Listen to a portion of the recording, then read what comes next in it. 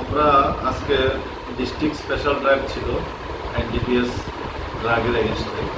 আমরা operation Sanjeevani part হিসেবে আমাদের থানার অফিসার এবং লিড বাই এসডিপিও আমরা হালামপাড়া লালছড়িতে একটা বাড়িতে রেড করি। আমাদের কাছে খবর আছে সুপ্রিয় শর্মা এলাইস শেলো তার বাড়িতে এনডিপিএস আইটেম তথা হিরোইন বরামত আছে।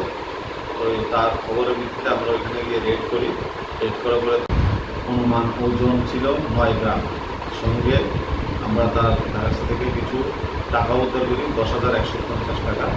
সব দিকে আমরা সিজ করে তাকে নিয়ে আসি থানাতে। ওর এগেনস্টে একটা কেস মামলা আমরা রেজিস্টার করি।